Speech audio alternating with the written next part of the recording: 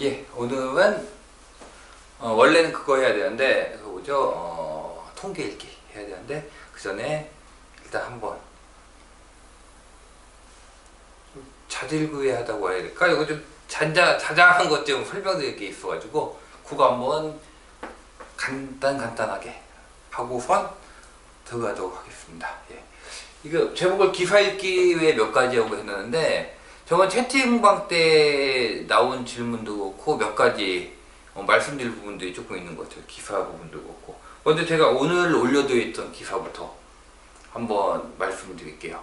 제가 오늘 올려드렸던 기사가 뭐냐면은 지도해놓고 펴놓고 보면 더 좋긴 한데 제3년 6교 부분 이게 어떤 부분이 있는 거냐면요 이게 수도권이 있대. 수도권이 있으면은 수도권 제2외곽이 2025년인가 돼 있는데 수도권 제2외곽이 보면은 이쪽 부분 요 서쪽 부분은 거의 보세요. 지금 거의 요런 식이에요. 그 남북으로 이렇게 연결이 돼요. 이렇게. 남북이 연결돼서 여기서 연결돼가지고 평택 쪽으로 들어가는 거거든요. 평택 쪽. 근데 수도권 쪽에서 물량이 지금 어디가 제일 많냐면은 구도심 재개발 재건축 물량도 물론 있긴 있는데 뭐라고 말씀드릴까? 그동안의 제 경험에 의하면은 제가 그러니까 재개발 재건축 물량으로 수도권 시장이 무너졌던 적은 기억이 없어요. 물량이 아주 많은 상황에서 재개발 재건축이 나오면서 수도권 시장이 이렇게 뭐 흔들리는 경우는 있거든요. 이번에 사실 최근에 헬리오 같은 경우도 저는 헬리오 같은 경우도 그렇게 생각을 해요. 이게 헬리오가 문제라고 얘기를 하시는 경우가 많은데 저는 헬리오가 문제라고 생각하지 않아요.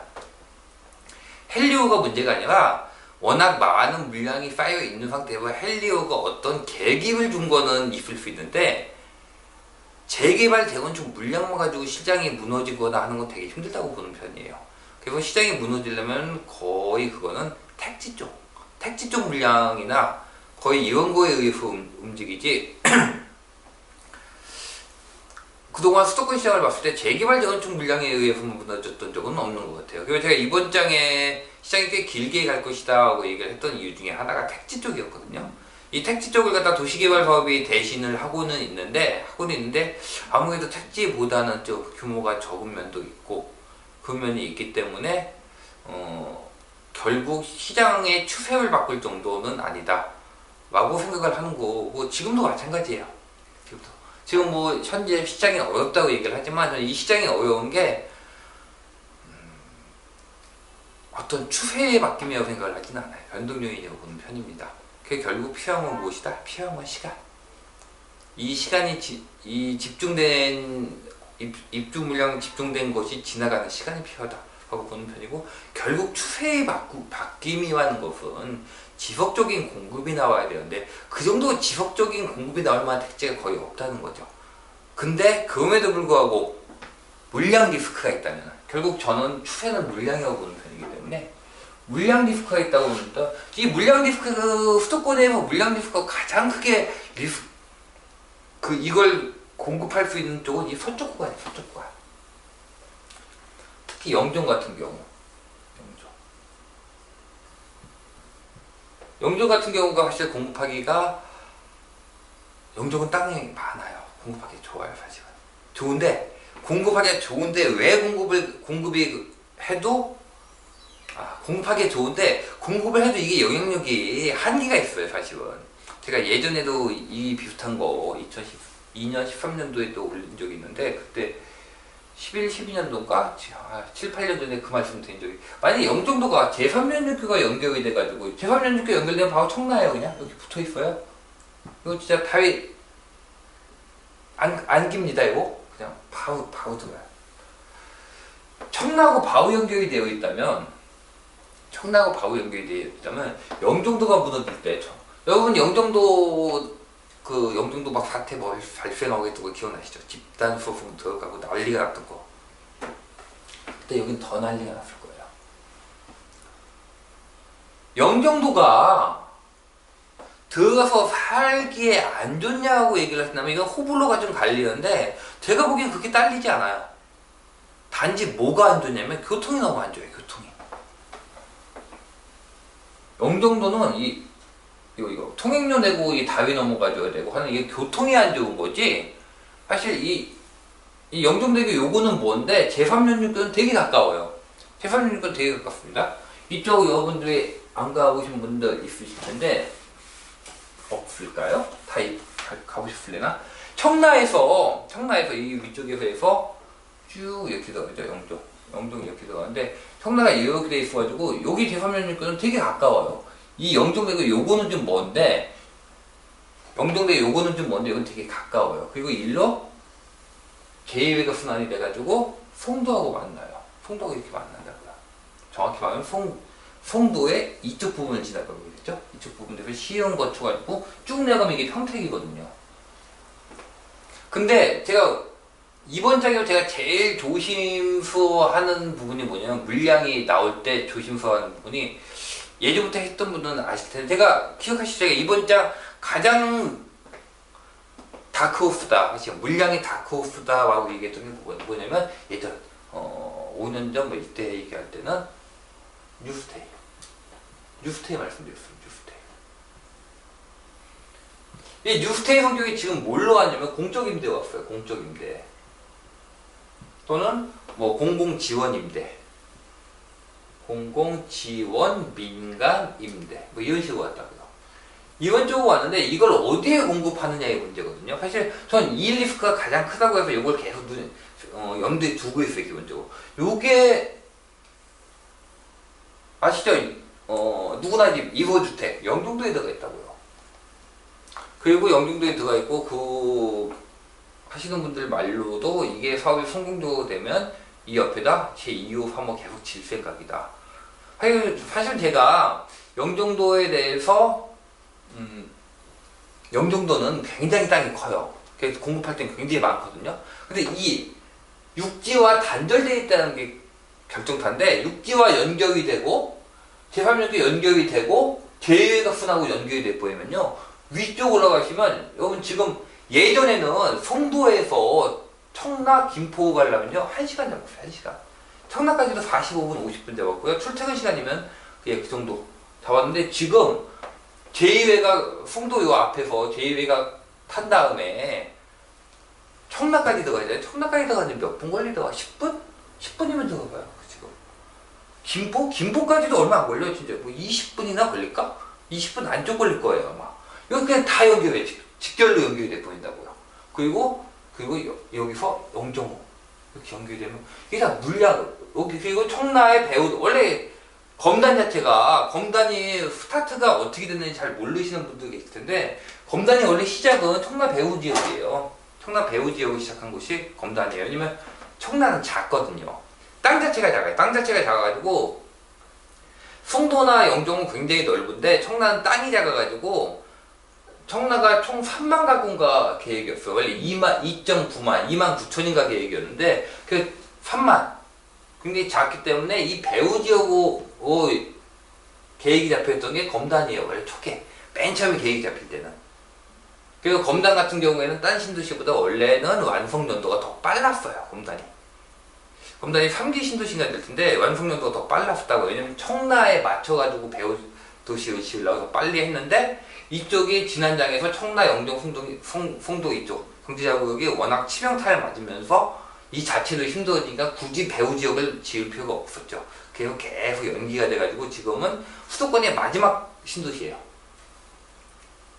거의 검단하고 평택이 두 개가 거의 마지막 신도시로 자리를 잡고 있는데 그런 식이 된 건데 이게 다 연결이 될 뻔했다고. 그러니까 요 리스크가 있는 거예요. 요건 저는 계속 신경이 쓰여요. 이게 2025년이거든요. 제3연결교가 2025년. 이 제3연결교가 그냥 연결이 되면은요 그렇게 큰 의미가 있지는 않아요. 사실은 제3연결교가 그냥 연결이 되면은 결국은 무엇에 확장해 보면 청라에서 확장해 보시면 되거든요. 청라에서 제3연결교가 해가지고 넘어가 버리면 파괴 하늘 도시예요. 영종이고 그 다음에 여기서 제2외곽 쭉 만나서 여기서 송도를 만나는 거예요. 여기서 시흥 만나서 이렇게 내려가는 건데 청라하고 붙어있는 게 뭐죠? 청라면 청라 붙어있는 데가 여기가 루원시티예요. 여기 루원시티라고요. 청라하고 그러니까 이 루원시티와 가는데 청라, 송도, 영종은 신도시, 완전히 신도심이고 루원시티는 이게 가정뉴타운이잖아요. 원래 아시죠? 가정뉴타운. 이거는 구도심이에요. 인천 서구 구도심. 그래서 여기서부터 쭉 해서 경인고속도로 일반화 사업이 쭉 들어가는 거예요. 경인고속도로 일반화. 그게 구도심 라인 쭉이에요. 왜냐면 인천의 구도심은 이 경인고속도를 끼고 있기 때문에 이 인천 구도심의 스타트점이에요. 루원시티가. 그래서 결국 이 물량은 청라에 영향을 주고 청라는 루원에 영향을 주고 루원은 전체적으로 영향을 줘요. 구도심 쪽에. 이 인천 쪽에서는 이 청라가 영종, 청라, 송도 중에서 규모는 청라가 제일 작은데 인천 구도심하고 인천 내부에게 주는 역할을 따지자고 한다면은 청라가 영종, 송도보다 작지 않아요. 제가 예전에 쓴 걸 있죠. 예전에 썼던 거에서 청라가 관계의 청라하고 말씀드렸는데 이 관계가 좋아요. 관련성이 인천 구도심하고. 인천 구도심에 미치는 영향은 청라가 송도나 영종보다 작지 않아요. 영종과 송도는 기본적으로 섬이었기 때문에 주는 영향이 어느 정도는 한계가 있어요. 한계가. 지금은 송도도 다리가 많이 생겼지만 예전에 다리도 몇 개 없었으니까 주는 게 영향이 한계가 있는데 청라는 안 그렇다. 그리고 이게 연결이 되면은 예전에 여기 계신 분들 아기금 계신 분들 많죠. 아기금리 강의도 많이 보셨지만 아기금리 첫 번째 강의인가에서 그거 나오죠. 두 지역이 있고 A와 B가 있고 A가 가격이 높을 때 이렇게 연결이 된다면 어떻게 된다? B가 A를 따라간다. 물론 A만큼은 아니지만 이 강의 나왔던 걸로 기억을 하거든요. 저도 아기금리 강의 예전에 인천 오셨을 때 찾아뵙고 했었는데 이런 식인 거예요. 이게 딱 이 패턴이에요. 근데 보세요. 연결이 됐을 때 B가 A를 따라가. 그러니까 이렇게 되면은 영종이 청라를 따라갈 거예요. 가격이. 그쵸? 근데 이건 반면에 청라가 영종을 따라가기도 한다는 얘기예요. 세상에 일방적인 건 없어요. 뭐든지 쌍방으로 영향을 줘요. 즉 영종에서 물량 리스크가 나와버린다면 이게 청라에 영향을 줄 수 있다는 얘기예요. 이거 넘어가면 얼마 안 걸려요. 이거 경인고속도 쭉 타고 오거든요. 경인고속도 쭉 타고 빠져나오면은 청라고요. 그냥 빠져나오지 말고 쭉 몇 분 가면 그냥 영종이에요. 지금은 이게 없으니까 이걸 쭉 영종대교 타고 가니까 여기서 한 20몇 분 정도가 걸리는데 20몇 분 걸릴 거야 아마. 걸리는데 이거는 그냥 조그만 다리 하나 건너면 바로 직결 연결이기 때문에 그리고 밑으로 내려가 송도고. 요게 물량이 이 옆에 청라, 송도 쪽에 영향을 줄 수 있다고. 송도 옆에면 이게 보이세요? 여기 150이잖아요. 150. 일로도 가면 시흥, 장현지구 있고요. 위로 올라가면 은계지구 다 물량주 지역이라고요. 이 밑으로 쭉 내려오게 되면 안산 쪽 물량 있고요. 안산, 송산 있고 밑에 내려오면 향남지구 있고 남양 있고 쭉 물량 구간인데 그리고 이렇게 밑에 평택 고덕 있죠. 고덕 있죠. 이 물량 지역이 하나로 연결될 버리는 거예요. 이게 서블라인이 어디냐는 질문 제가 되게 많이 받았는데 이 서블라인은 약간 서블라인이라는 거는 환상의 라인이에요. 아직 형성이 안 돼 있어요. 사실은.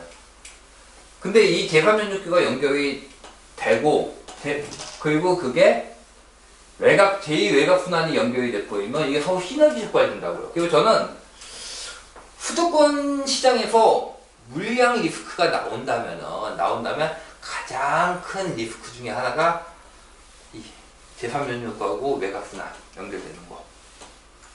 그리고 영종에 아직까지는 그게 큰 영향이 없어요. 그렇게 크지 않아요. 지금으로서. 근데 정부가 점점 뭘로 방향을 잡고 있죠? 여러분 느끼셨겠지만 공적임대 쪽으로 방향을 잡고 있다고요. 지금. 그래서 정부가 공적임대의 아지트를 갖다가 영종을 잡았을 때 영종은 사실 그렇게 되면은 참 안 좋아요. 참 안 좋아져요. 예전에 그 발전성이 다 날아가는 거예요. 영종을 갖다가 공적임대 아지트로 잡는다는 거는. 그래서 저는 개인적으로 굉장히 그건 올바르지 못한 방향 아닌가라고 생각을 하는데 그건 뭐 어떻게 제 생각이고 정부 생각은 또 다를 수 있으니까 영종의 발전성을, 왜냐면 항구와 공항을 같이 끼고 있고 서머가 되어 있다고요. 얼마든지. 그리고 배후에 2,500만이 하는 내수 시장을 갖고 있는 곳이거든요. 그리고 어쨌거나 서머가 떨어져 있고 거기 갖다가 공적 임대의 아지트 본거지로 삼는다는 게 바람직한가 하는 생각을 하는 편인데,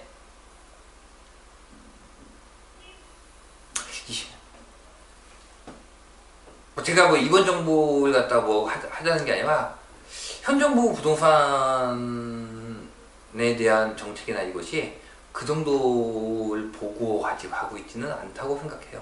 그 정도 안 봐요.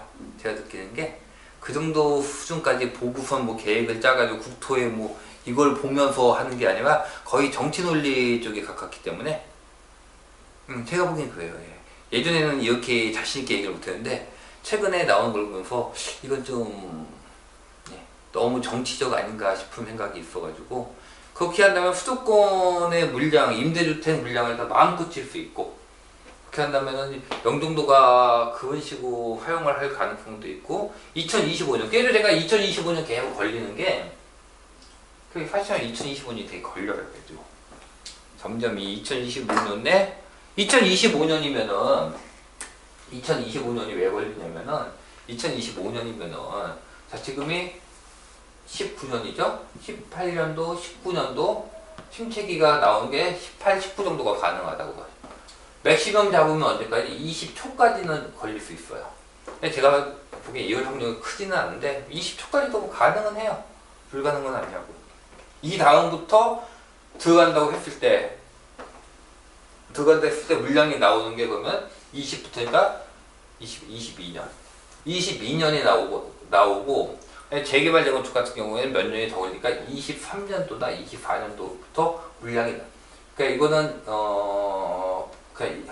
분양 물량들. 그러니까 이건 택지 쪽에서 나오겠죠. 재개발 재건축은 1년, 1, 2년 더 걸리죠. 철거가 들어가줘야 되니까. 그다음에 뭐 사업 진행도 있고 하니까. 그럼 여기부터 재건축, 재개발이 나오는 거고요.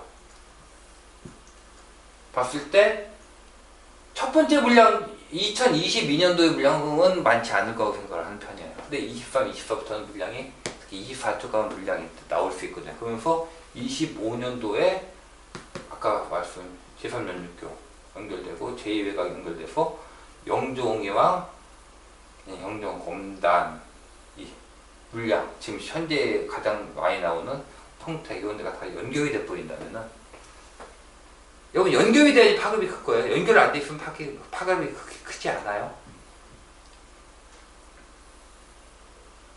된다면은 롯데 쪽 조심할 필요 있다는 거죠. 꼭 그렇다는 얘기는 아니에요. 꼭 지금 없으면 알 수 없어요. 이것도. 근데 기원해두세요. 가능성 크다면 계속 그럼 어떻게 해야 될까요? 2025년 정도에 혹시 물량 부담이 돼서 무너질 수도 있다고 본다면 그 전에 준비 좀 해주시면 낫죠. 아직도 많이 남았잖아요. 아직도 5년 남았으니까 5년, 6년 남았으니까 지금부터 슬슬 일단은 계획은 짜놓고 플랜 A, 플랜 B 만드시고 그때 바가지를 적정하시면 되죠. 어차피 지금 장은 플랜 짜기 좋잖아요. 지금 시장 침체기 들어가 있으니까 이거 반등이 나오면은 아마 올해 중하반기 정도 나올 가능성이 크니까 전세가 그에서도 말씀드렸듯이 올해 하반기 맥시멈 나가면 내년 상반기까지는 갈 수 있어요. 침체기가. 그 이후에 될 거니까 그때까지 세팅 다시 맞춰두시고 그 다음에 매입 들어가실 수 있는 거.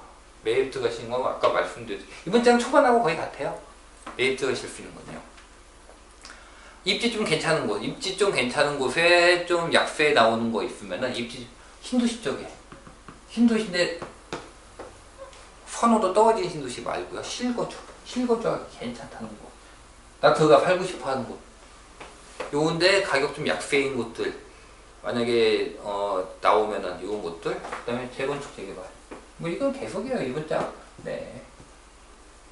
정부가 안 하면 정부가 안 해주면 어떡하냐고 말씀을 하시는데, 정부가 안 해주면은요, 사실 재건축 재개발 물량이 다 빠진 상태에서 이번 장을 택지만 가지고 한다는 거는 한계가 있어요. 정부가 만약 이걸 안 해주면 어떻게 되느냐?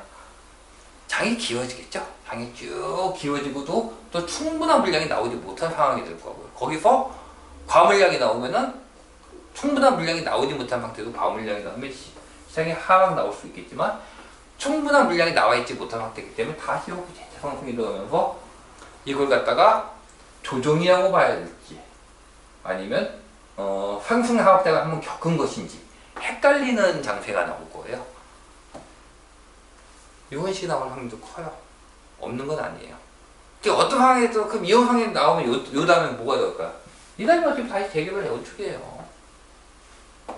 재개발 재건축은요, 여러분, 재개발 재건축은 완성되지 않는 이상 영원한 테마예요. 여러분 생각해보세요. 재건축 재개발이 처음 스타트 말 나오기 시작한 데부터 지금까지 상승장에서 재건축 재개발은 영원한 테마입니다. 언제까지? 완성되지 않는 이상 계속 나와요. 그렇기 때문에 하락장이 크게 나와도 재개발 재건축이 무너지지 않는 이상 하락장이 크게 나와서 재건축 재개발이 무너지려면 어떻게 돼요? 이게 이런 상태가 아니라 이런 상태가 돼야 된다고요. 지난 2008년 그때는 뭐가 됐었죠? 과물량이 어마어마하게 쌓이잖아요. 그럼 몇 년치의 과물량이 쌓인 상태고요. 그 상태에서 이렇게 나오지 않는 이상 그때는 택지 같은 것도 충분히 있었고 그때 여러분 경제자유구역 인천 경제자유구역 세 군데에서만 나온 물량이 얼마인데요? 생각을 해보세요. 제가 좀 전에 청라가 작다고 했잖아요. 경제자유구역 중에서 작은데 몇만? 작은데 3만이에요. 송도가 아마 규모가 청라의 한 몇 배 되더라? 3배인가? 그 영종의 7배인가 뭐 이 정도나. 그게 여기서만이에요. 여기서만.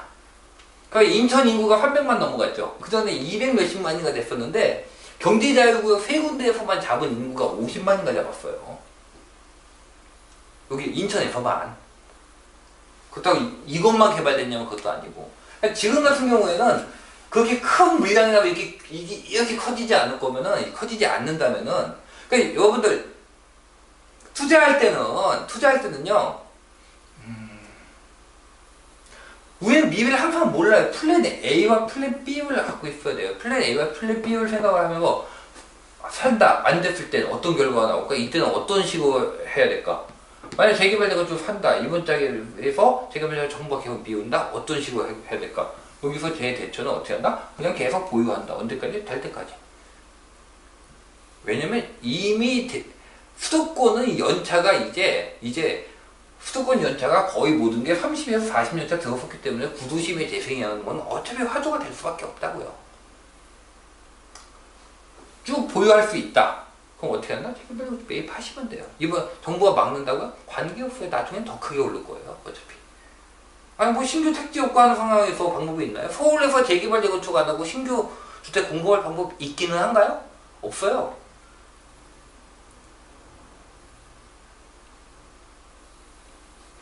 플랜 B 이걸 갖다가 난 이런 거 싫다. 묶이는 거 싫다. 왜? 그러니까 그거 질문하시는 분도 계신데 뭐 법인이다. 아니 법인 같은 경우 그렇다고 해서 10몇 년 동안 유지하기도 힘들잖아요. 또 그런 때는 어떻게 하느냐? 이게 정말 싫다. 장기 보유가 힘들다. 그만 하지 마세요. 굳이 하실 필요 없어요. 그때는 방향을 갖다 좀 바꾸세요. 딴 걸로. 어떤 거? 저 하면 신도시죠. 서울과 연관성이 좋은 신도시 쪽으로 고르겠어요. 아마 지금 과하락이나 최소한 조정은 받았을 거예요. 신도시 쪽. 제가 가끔 마고 좋아했던 분당 같은데 나쁘지 않아요. 막 나쁘다는 말 나오죠. 막 나쁘다는 말이 나올 때가 언제다? 가장 평가가 낮게 돼 있을 때예요. 가장 평가가 낮게 돼 있을 때 매입을 하는 게 좋아요. 대신에 뭐가 된다면 나중에 그 평가가 뒤집어질 가능성이 크다면 지금 신도시 쪽도 평가가 낮게 돼 있는 시기예요. 지금 그 다음에 개발성 다 낮게 돼 있는 시기라고요. 이건 언제 평가가 바뀔까? 신도시 개발성 여러분은 언제 자 이번 장 보세요. 이번 장 이렇게 시작했을 때 스타트점에서 신도시에 대한 평가가 높았어요? 동탄 신도시 평가 높았어요? 이번 장 스타트 할 때 생각해보세요. 여러분들이 알고 계시는 신도시 쭉 대보세요. 좀 좋다는 곳. 거기 평가가 높았나요? 이번 장 스타트 할 때? 재개발 재건축 평가 높았나요?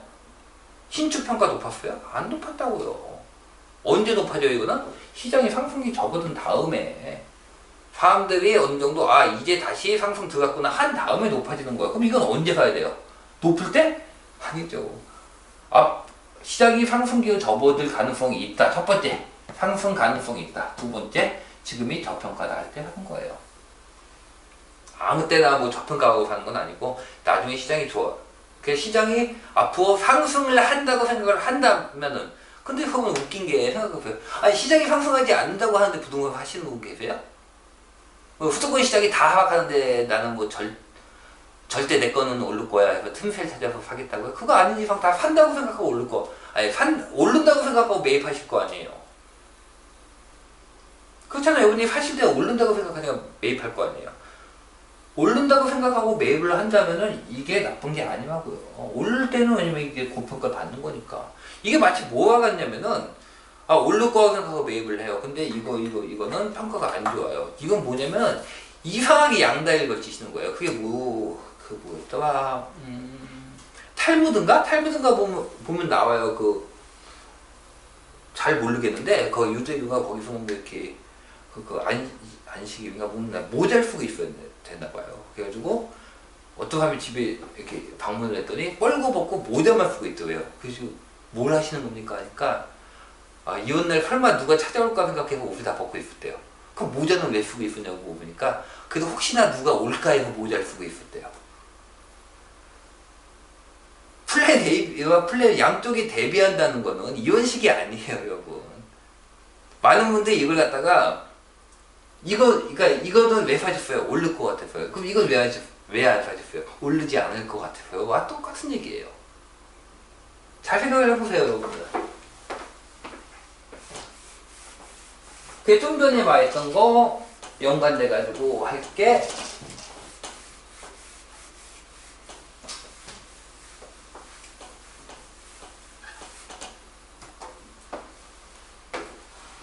첫 번째 기준 끝났어요, 여러분. 선택이에요, 선택일 때. 물량이 나올 때. 이거 한 번 더. 아니다. 그건 여러분들이 판단을 하세요. 거기서 매입을 할 만한 것인지 안 할 만한 것인지. 자, 두 번째 기사일게요. 좀 전에 제가 그랬죠. 서울 재개발 재건축 안 한다고요? 내가 샀는데 안 한다고요? 그럼 어떻게 하면 된다고요? 보유하시면 돼요, 이거는. 내가 그걸 보유하기 힘든 상황이다 하면은 사시면 안 되고요, 그거는. 내가 법인이어서 또는 기타 남의 명의를 빌렸기 때문에 기타 등등의 이유 장기 보유가 힘들어 하시면은 매입하시면 안 돼요. 난 이게 쓸 돈을 써야 될 것 같아요. 그러면 하지 마세요. 하시면 안 되죠. 당연히 하시면 안 돼요. 부동산 투자에서 무조건 안정성은 대부분 뭐냐? 부동산 투자에서 안정성이라는 건 유동성이에요. 제가 유동성 설명하면서 숱하게 말씀드렸죠. 이 문장 스타트부터 말씀드렸어요. 부동산 투자를 할 때 제일 억울한 게 뭐다? 아니 오를 걸 뻔히 알면서 유동성이 부족해서 급매우 매도해야 될 때 유동성. 유동성 대부분 뭐하고요? 역전세하고요. 오를 걸 뻔히 알면서도 유동성이 부족해가지고 역전세 되고 유동성이 부족해가지고 어쩔 수 없이 역전세가 났을 땐 대부분 매가도 힘듭니다. 매가도 하락이 났을 확률이 커요. 이 상황에서 급매를 던져야 된다고. 그럼 수익분 다 반납하는 거예요. 이거 얼마나 억울해요. 또 그런 분들이 많아지면 어떻게 되는지 아세요? 시장이 하락을 해요. 하락을 할 게 아닌데 하락을 한다고요. 사실 지금 시기도 마찬가지예요. 지금 시기도 제가 블로그 글에서도 올렸지만 사실 지금 시기가 그렇게 하락을 할 시기가 아닌데 2017년도 중반에 17년 중반부터 17년 중반에 전세가가 상승을 하는데 전세가 이후에 하락을 했어요. 뭐하고 이건 유동성장 진입을 한 거고요. 17년 중반에. 17년 말부터는 그나마 전세 가격도 떨어지기 시작을 했어요. 근데 매가는 어떻게 돼요? 더 크게 올랐다고요. 매가는 계속 올랐다고요.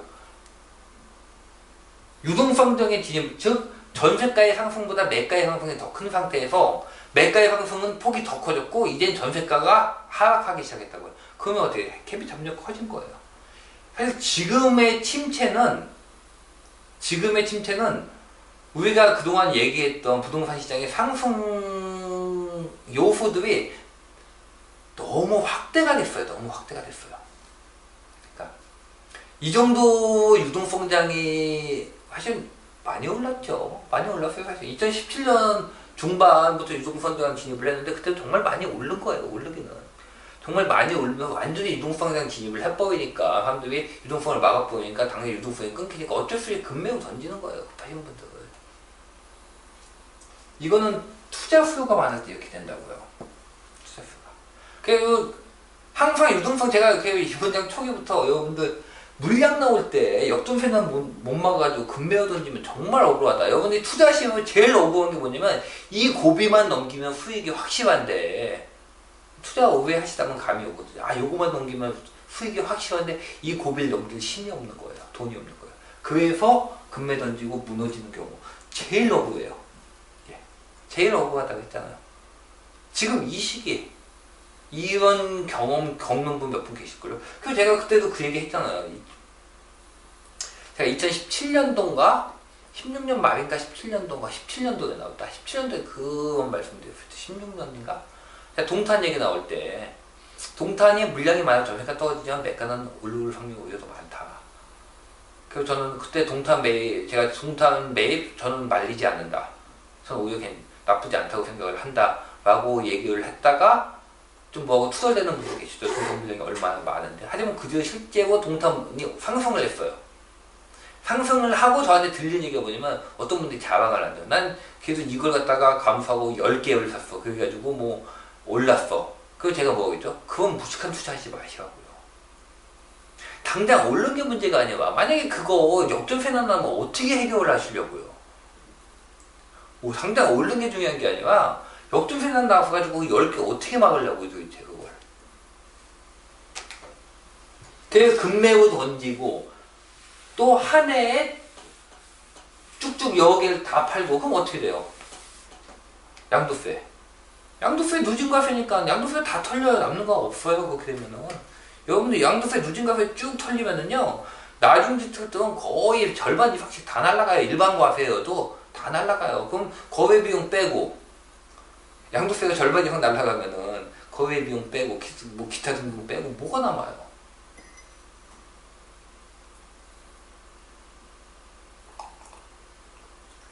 그래서 제가 그 밴드에서 몇 번 그 말씀 드렸잖아요. 그런 거 하지 마시라고. 항상 유동성 우선이에요. 내 이거 가지고 팔자 고치겠다. 팔자 고치는 경우는 많이 있어요. 고치는 경우는 많이 있는데 팔자 고치겠다고 작정하고 뛰어들어 팔자 고치는 확률보다 팔자 고치겠다고 작정하면 대신에 고치는 분도 있는데 망하시는 분도 상당히 많습니다. 제 경험에 의하면 망한 분을 더 많이 봤어요. 일반적으로 투자하시는 분은 그게 부동산 이 상승장에서 어떻게 해야지 망해요 도대체? 아니 제가 사실 작년 재작년에도 망했다는 분들 분양가에서 망했다는 분들 몇 분 봤는데 뭐 가지고 망했다는 분들 좀 봤거든요. 근데 아니 이 상승장에서 지금 어떻게 해야지 망할 수가 있어요? 그거는 거의 지나친 욕심이라고요. 그런 거 하지 마시라고요. 수익은 조금 적어져도 관계없는데 지나친 욕심을 막으면은요 생활이 깨지고 가정이 깨져요. 그거는 피해야 돼요. 투자하시면서 굳이 그렇게 그건 리스크를 안 하면 투자할 필요 없습니다. 자 다음 또 넘어갑시다. 기사 나온 게 또 뭐가 있냐면 제가 좀 전에 얘기했죠. 재개발 재건축 그냥 가지고 계시면 된다고. 만약에 이번 장에 재개발 재건축을 하나도 안 하고 한다면요 이번 사이클 못 나와요. 공급 물량이 없기 때문에. 그냥 이렇게 있는 듯 많은 듯 하락 나오다가 결국은 물량 누적분이 없기 때문에 재상승이 나와줄 거예요. 이렇게 비실 이렇게 나와줄 거고요. 제대로 된 물량이 안 나오면은 그러다 결국은 건물 단위는 계속 먹어요. 계속 먹는 거예요. 제가 3년 전이었죠. 제가 건물 노후화 쪽 하면 슈퍼사이클 쪽에 대해서 직접 좀 얘기했더니 3년 안 됐나? 작년인가? 재작년인가? 한 2년 된 거 아니에요. 2년 전에 제가 이 동학 찍으려고 그러겠죠. 이제 몇 년만 있으면은 수도권도 30년 이후 주택이 가장 많은 비율을 차지한다. 그때 제가 3, 4년 얘기했는데 지금 한 2년, 3년 지났어요. 이제 1, 2년 남았어요. 이제 다음 장 되면은요. 이게 좀 뭐 앞으로 5년 후가 되면은 이번 장 2025 정도까지 봤을 때 이번 장이 안 되면요. 얘는 그 45세예요. 45, 47세 제 나이네요. 이 정도 나이 먹으면 허리가 아픕니다. 예. 제가 어제 성묘라고 하는데 허리가 아파가지고 지금. 예. 결국은 이건 할 수밖에 없고요. 할 때는 결국 재개발 재건축을 건드리면 결국 언젠가 터질 수밖에 없어요. 장기 보유할 수 있는 부분 하시라고요. 서울에서 재개발 재건축을 말고 주택을 공급할 수 있는 방법이 도대체 무엇이 있냐고요. 라고 물어보니까 박원순 시장님이 대답을 하셨습니다. 상업지의 용적률 90%를 주겠습니다. 라고 한시적으로. 이게 두 번째 기사죠. 이거 뭐하고 같아요? 많이 보신 거 아니에요? 상업지 90% 주겠다. 이게 제 생각에는 두 가지 측면이 있어요. 두 가지 측면. 하나는 뭐냐면 이게 맨 처음에 나왔던 부분이 언제냐면 결국은 MB 맨 처음이라고 할 수 있나? 아니 많이 처음 맞을 거야. 뭐 그 전까지는 초소형의 공급량이 그렇게 많지 않았는데 이때부터 한 거 보면은 MB 때가 아마 맨 처음이라고 얘기할 수 있을 것 같아요. 도시형 생활주택이에요. 도시형 생활주택 같은 개념이에요. 도시형 생활주택이 뭐였죠? 역주변. 역주변이야 뭐 이렇게 상호 비슷해요. 한 곳에서 뭘 한다고요? 초소형. 이걸 왜 한다고요? 1, 2인 가구. 1, 2인 가구가 많아지기 때문에. 이거 뭐예요, 이거? 임대수예요, 임대. 이게 약간 공적 임대 비승리한 개념이에요, 사실은. 어떤 면에서는. 정부가 그 사업성을 뭘로 준 거죠? 용적률로 맞춰준 거예요. 용적률로 맞춰준 거예요, 용적률. 그 다음에 사업성. 사업성은 뭘로 맞춰줬죠? 주차. 이걸 사업성 맞춰주면 높이 줘봐. 이걸 주택 공급을 하겠다. 그 뒤에 어떻게 됐죠? 전세. 앞에 두 글자부터죠? 뭘까요? 미친 전세난이 나왔죠. 네. 초소형은 의미가 없기 때문에. 초소형은 의미가 없어요. 1, 2인 가구가 는다고요? 무슨 1, 2인 가구? 여러분, 우리나라 1, 2인 가구가 는다는 얘기가요. 막 틀린 얘기는 아니에요. 조금은 분명히 맞는데, 여러분들이 아시는 1, 2인 가구와는 좀 의미가 다를 수도 있어요. 제 동방의 1인 가구는 찾아보세요. 이 2인 가구가 도대체 무슨 의미인지. 여러분, 2인 가구가 가장 많이 파는 주택의 형태가 무엇이라고요? 단독주택. 왜? 신생아 줄어든다면서요. 그 다음에 젊은 사람들 계속 좀 줄고 있다면서요. 근데 무슨 2인 가구가 넣어요? 그럼 이 2인 가구가 뭐예요? 청년이에요? 아니라고요. 한 번 사별하시고 한 번 남으신 분이에요. 노인층이에요, 노인층. 노인층을 갖다가 역세권에 도시형 생활주택을 줘가지고 거기에 노인층에게 공급을 한다고요? 노인분들 이거 두고 사실 것 같아요? 오피스텔 같은데? 거기가 관리비가 얼마나 비싼데요, 오피스텔이. 노인분들이 거기를 왜 들어가 사십니까? 거기다가 안 사세요. 이건 다 뭐다? 결국 쓸데없는 짓이야, 쓸데없는 짓. 그래가지고 1, 2인 가구. 이렇게 되니까 뭐가 돼요? 수익률만 떨어지죠?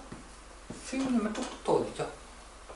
오피스텔이나 이거 수익률만 하고 떨어뜨리는 거예요, 이거. 이게 여기에 상업지 90%를 준다고 하는데, 자, 90%를 주겠다고 하는데, 여러분, 상업지 개발에는 총 몇 가지가 있죠? 몇 가지가 있는데, 우리가 보통 얘기하는 게, 용어가 이게, 몇 년 전이다? 10년 전인가 바뀌었어요, 사실은. 우리가 상업지 개발이라고 이 상업지 개발이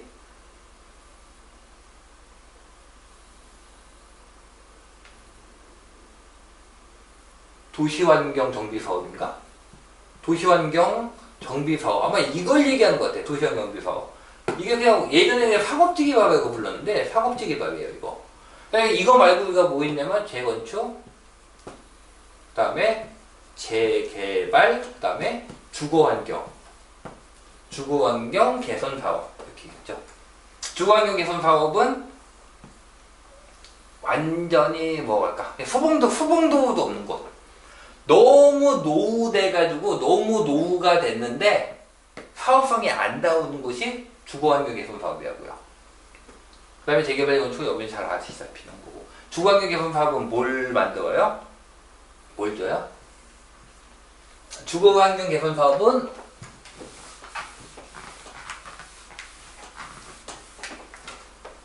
뭐 몇 가지 방법이 있지만 보통 많이 쓰는 거는 전면 철거하고 뭘 질까요? 철관에 뭘 질 것 같으세요? 주거환경 개선 사업이다. 무업을 피워도 없습니다. 우리나라의 모든 부동산의 개발 사업은 딱 하나, 아파트만 집니다. 재건축, 이건 뭐 지을 것 같으세요? 아파트 져요. 재개발 뭐 지을 것 같으세요? 아파트 집니다. 주거환경 개발 사업 뭐 지을 것 같으세요? 아파트 집니다. 상업지 개발 뭐 지을 것 같으세요? 아파트 집니다. 이 아파트는 이름을 조금 달리해가지고 주상복합이라고 하죠. 왜냐면 상가가 있으니까.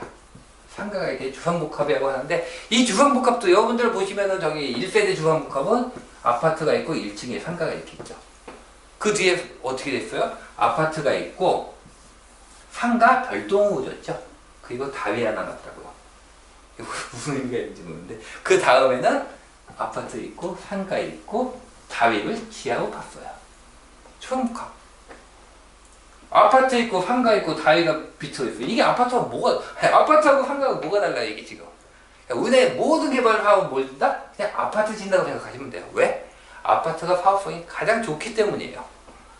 아파트가 만약에 아파트가 아니라 상가를 졌을 때 가장 큰 수익이 남는다면, 재건축해도 상가를 질 거고, 재개발해도 상가를 질 거고, 주거환경 개선 사업지 해도 상가를 질 거고, 상업지 개발, 도시환경미 사업을 해도 상가를 질 거예요. 그쵸? 당연하죠? 근데 가장 수익이 높은 게 아파트이기 때문에 아파트가 가장 안전하게 분양이 끝나요. 안전하게 분양이 끝나요. 그리고 전부 다 그냥 아파트 집니다. 무조건. 아파트를 짓는데, 이 부분 주거환경 개선 사업은 뉴스 3에서 보여드릴게요. 뉴스 3하고 연관인데요. 자, 상업지 개발할 때, 그러니까 도시환경 정비 사업에서 여기서 아마 이걸 갖다가 90%를 주겠다는 얘기인 것 같아요. 주거지를 갖다가. 원래 어떻게 되냐면, 여러분, 도시환경 정비 사업에서 할 때 어떤 식으로 하냐면요. 이게 그냥 쉽게 상업지. 이게 입에 익어서. 상업지 개발을 봅시다. 상업지 개발을 할 때는요, 어떻게 되냐면, 주택분하고 상가분을 줘요. 주택분하고 상가분을 주는데, 용적률 있잖아요. 최대 용적률이 있어요. 여기는 얼마까지 질 수 있다 용적률이 있는데, 제가 이거 법안 본 지 몇 년 됐는데, 법 안 바뀌었죠, 아직. 최대 용적률이 있는데요. 상가 비율을 높이면 이 최대 용적률을 다 먹을 수 있어요. 다 쓸 수 있는 거예요. 뭐 용적률이 뭐 500% 가능하다. 그러면은 상가 비율을 높이면 500% 다 되는데, 이게 주택 비율을 높이잖아요. 왜? 주택이 가장 안전하게 분양이 되죠. 여러분 재개발 재건축 하신 분, 가지고 계신 분 많죠? 완성된 거 많고. 근데 재개발 재건축 할 때 상가 줬을 때 상가 분양 잘 되나요? 잘 되는 데도 있지만 상가 분양은 되게 늦게 되는 경우가 많아요. 몇 년이 지나도. 상가 분양은 되게 힘들어요. 사실 쉽지가 않아요. 상가 분양은. 아파트 분양이 훨씬 쉽지. 상가 분양이 힘듭니다. 대부분 아파트 위주, 안정적인 아파트 위주로 지려고 한다고요. 그래서 주택분을 높이잖아요. 주택분을 높이면은 이 최대 용적률이 내려가요. 최대 용적률이 내려간다고요. 근데 상가 비율을 높이면은 최대 용적률을 다 찾아먹을 수가 있거든요.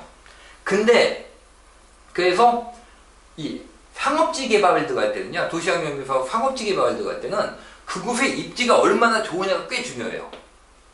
왜 중요한지 아세요? 그곳의 입지가 좋으면요, 상가분을 늘려도 상가가 분양하기가 쉽잖아요. 쉽죠? 근데 여러분들 상업지하고 된 것들 가보세요. 상업지가 지금 막 상업지가 있는데, 그러니까 지목에서 상업지일 뿐이지, 지금은 되게 퇴락한 상업지? 이런 데 가면요, 상가 분양하면 상가 안 된다고요. 그럴 땐 다 뭘로 지려고 해요? 다 주택으로 지려고 해요. 가능하면 주택, 상업지 개발인데, 마을 상업지 개발인데 주택 분양가 딱 90%까지 땡겨버린다고요. 그러면 용적률이 뚝 떨어져요. 법 안 바뀌었으면 아마 맞을 겁니다. 용적률이 뚝 떨어져 300몇 프로, 이거밖에 안 나와요, 그냥. 그리고 상가는 최소한, 상가는 10%만 있는 거예요, 이렇게. 이런 식으로 있는 거예요. 그러면 최대 용적률이 뚝 떨어진다고요. 근데 아마 지금 몇 년간 하겠다는 얘기는 상업지에서 주거지를 갖다가, 얼마였는데 뭐, 기존에 70이었다고 했나? 70인데 90까지, 한시적으로 몇 년간 늘려주겠다고 하는데, 이건 뭐냐면, 그러니까 상업지 개발할 때 주택을 더 많이 지어도, 대신에 분명히 이렇게 말하는 뭔가가 있어요. 많이 지은 거 갖다가 임대료 공급하고 하는 거겠죠. 임대료 공급하고 하는 거예요. 임대료 공급하고 할 때 대부분 뭐가 되냐면, 여러분들 임대주택을 공급하고 할 때는 대부분 뭐가 기준이냐면요. 뭐 면적 기준인 경우도 있는데 이거 완화시킨다 어쩐다 하면은요 채수 기준을 낼 확률도 커요. 채수 기준이 작년인가 법안에서 채수 기준으로 해서 나왔다는 걸 본 적이 있거든요. 아마 그거하고 연관된 거 아닌가 싶어요. 이거 박 시장님이 상업지의 90%까지 주겠다고 하는 게 채수 기준. 채수 기준이면. 그러니까 뭐 채수를 갖다가 뭐 공적 임대 연식을 채수를 갖다가 뭐 20%를 채워봐. 채수 기준. 그럼 여러분도 뭘 줄 것 같으세요? 채수 기준. 20% 채우려면. 100 채워졌다. 그럼 20%를 갖다가 공적 임대나 이런 걸로 할 수 있게 놔. 이거 20%를 뭘로 줄 거예요? 초소형화 하는 거예요, 원래 초소형화 하는 거예요, 이거는. 이거 여러분들 예전에 재개발이 17% 룰일 때 17% 룰이었죠? 그래서 여러분 재개발 재건축 같은 거 하면은 비율이 어떻게 돼요? 20대, 60대, 25 보통 잡아요. 재개발 재건축 할 때. 이건 대형, 중형, 소형. 그러니까 이게 17%니까 그냥 20대, 60대, 20 거의 2비율이 나와 보인다고요. 이 작은 20은 이 안에 뭐가 포함되어 있어요? 임대하고 대형 짓는 거 없잖아요. 중형이나 다 이거하고 이거. 근데 상업지에다 하면서 평수 기준을 풀어버리고 20% 채수 매출하고 이거 보나마나 소형이에요. 소형 아니면 초소형이에요. 이거는 보나마나요. 근데 상업지에 지은 초소형과 소형은 거의 주택시장에 의미가 있다 없다는 걸 갖다가 우리는 명백하게 봤어요. MB 시절에 얼마나 여러분들 지금도 저 인허가 물량에서 MB 때 초소형 쪽 인허가 물량 보세요. 얼마나 뛰었는지 한 7배 올라갔어요. 근데 그래가지고 2010년인가 2011년도 보면요. 여러분 인허가 물량이 확 뜁니다. 그 확 뛴 게 뭐냐면은 초소형이에요. 초소형은 확 뛰었다고요. 근데도 불구하고 2012년, 2013년도에 전세가 폭등했잖아요.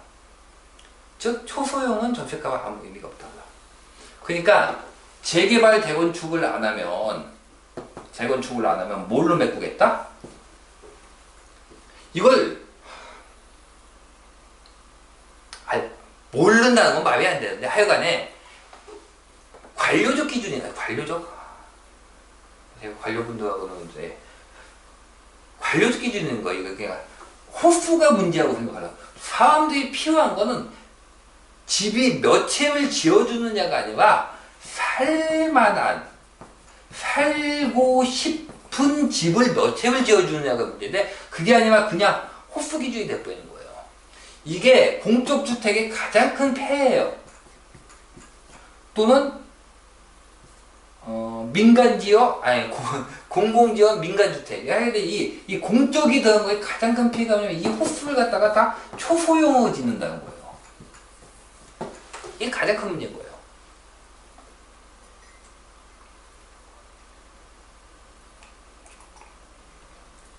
초소형을 짓는 이유는 아시죠? 한정된 재원으로. 여러분 공사비 따질 때 뭐 기준으로 잡아요? 평당 기준 잡잖아요. 평당 얼마? 평기준이잖아요. 20평이면은 평당 1,000,000원이면 20평이면 2억이죠? 2억이 들어간다고요.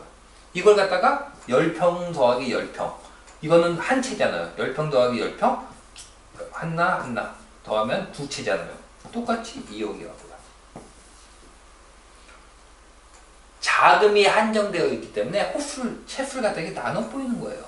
그러면은 청년주택 한 채 공급했습니다고 얘기하는 걸 청년주택 두 채 공급했습니다고 얘기하고 좋다고요. 네.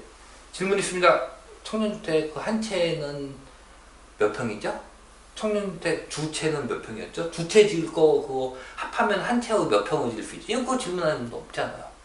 전부 다 몇 채 이거 몇 채만 얘기하지 면적을 얘기하는 사람이 없다고요. 이거 가지고는 안 돼요. 근데 안 되는데요. 상업지 개발의 가장 큰 적이 뭐냐면 좀 전에 말씀드렸다시피 활발하지 않은 상업지에서는요, 왜 사업성이 안 나오냐면은, 상업지기 때문에 용적률이 높아요. 이거 용적률 떼어지면은 무조건 사업성 나와요, 이거는. 나옵니다, 무조건. 이걸 뭐라고 부르죠? 우리가 아주 유식한 말로? 박리담회. 용적률을 떼어줘가 박리담회 해버리면 사업성 나와요. 어지간하면 다. 지금 제가 안 나오지는 않아요. 다 나오는데, 그 길 갖다가 못한다고요. 왜? 주택분을 갖다가 팔아먹기 박리담회를 하려면 주택분을 많이 줘야 돼요. 근데 거기서 상가분을 많이 주면은 박리담회가 아닙니다. 쫄딱 망해요. 예. 활발하지 않은 상업지에다가요, 뭐 빌딩 쫙 적어 그걸 전부 다 상가해 보세요. 되겠어요, 그거? 당연히 안 되죠. 그러니까 주택을 많이 줘야 되는데, 이 사업성이 안 나와서 사업진행 못 한다고요. 이런 것들은 영향을 받겠죠. 어떻게 영향을 받을까요? 영향을 어떤 식으로 받을까요? 도시형 생활주택. 여러분, 도시형 생활주택이 나오기 전, 후 가장 달라진 게 뭔지 아세요? 도시형 생활주택의 전후 가장 달라진 건 딱 하나 있어요. 부동산 지표에서 굉장히 여러분들이 아주 가끔 말 들어봤을 거예요. 결정적으로 달라진 게 있어요. 뭔지 아세요? 토지 가격이에요. 그래서 저는 도시형 생활주택이 국민들의 주거난을 하기 위해서 했다고 생각하기보다는 MB가 요즘 자주 나오지만 MB가 부동산에는 전문가입니다. 이분. 예, 손 꼽는 전문가예요. 저 설마 MB가 그걸 몰랐을 거라고 생각을 하지는 않고 저는 오히려 이거의 목적이 토지 가격 상승이었다고 보는 편이에요. 토지 가격을 뒷받침하기 위해. 왜냐면 토지 가격이 하락이 일어나면 이건 정말 위험한 거거든요. 토지 가격 하락이 일어나면 어떻게 되는지 아세요? 잃어버린 시리즈가 시작이 됩니다. 일본이 이렇게 어쩌고 하는데, 일본이 10년, 20년이었는데, 일본 부동산 시장에 그때, 그러니까 2008년도에 그 얘기 되게 많이 나왔어요. 8년도, 9년도, 10년도 하면서, 일본과 비교를 하면 이제 우리나라도 20년간 떨어질 거다, 뭐 이렇게 얘기 나왔는데, 일본과 우리나라의 가장 큰 차이점이 뭐냐면, 일본은 부동산의 하락의 스타트가 토지 쪽에서 스타트를 한 거예요. 토지 가격이 하락이야. 토지 가격이 하락을 한다는 거는, 건물의 원가가 하락을 한다는 얘기예요. 건물은 뭐예요? 건물은 것. 주택은 뭐예요? 건물분 더하기 뭐예요? 토지. 토지 가격이 떨어지면 어떻게 돼요? 전체 가격이 하락을 하죠. 그러니까 어떻게 돼요? 더 낮은 가격에 건설업자들이 공급이 가능하다고요. 토지가 싸지니까. 그래서 가격이 하락을 해도 계속 공급이 가능해져요. 그래서 토지 가격 하락은 정말 위험한 겁니다. 부동산 시장에 갔을 때 제일 위험한 거 하나만 꼽으면 토지 가격 하락이에요. 만약에 토지 가격이 상승을 한다면은 기본적으로 모든 부동산은 크게 봐서 우상향이 나와요. 근데 의미는 없어요. 크게 봐서 우상향. 뭐 50년 후에 우상향 나와서 뭐 하실 건데요.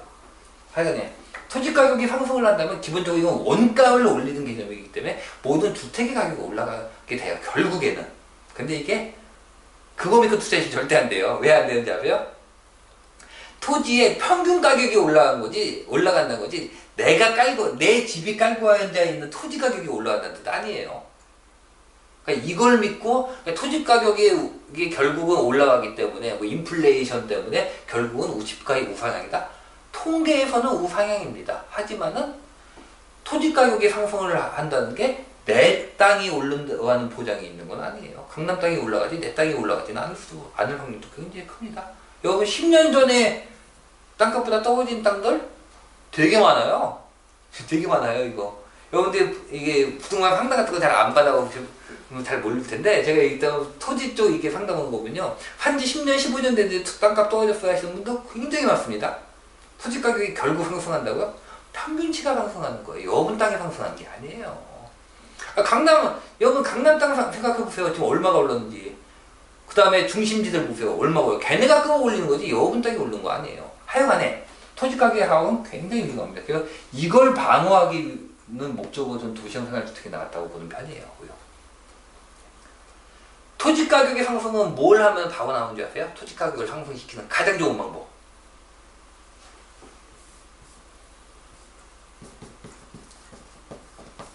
사업성을 올려주면 돼요. 사업성을 올려주는 가장 확실한 방법이 뭔지 아세요? 용적률을 올려주는 거예요. 용적률을 올려주면 바로 사업성이 올라가고, 사업성이 올라가면 토지 가격은 바로 올라갑니다. 그래서 MB 때 뭐라는 거죠? 사업성을 올려준 거예요. 용적률을 올려주면서.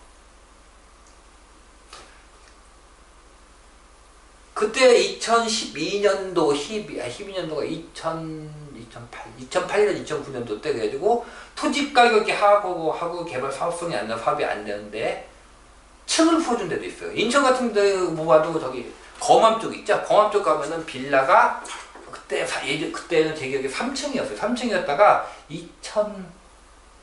2010년도인가? 19년도인가? 하나를 더 올려요. 3층에서 4층까지 집도 올려줬어요. 자, 한 라인에 4집 들어간다고 봅시다. 3층이면 12집이잖아요. 4층이면 16집이잖아요. 용적률 올려준 건 똑같은 효과 나오죠? 그럼 어떻게 됐을까요? 당연히 사업성이 올라가겠죠? 사업성이 올라가면 뭐가 올라가? 토지 가격이 바로 올라가죠. 이런 식인 거예요. 그래서 지금 상업지에서 90%까지 올려준다. 이게 무슨 뜻인지 잘 모르시는 분도 계실 텐데, 이거 도시생활주택과 똑같은 효과 발생할 거예요. 토지 가격 상승시켜요, 이거는.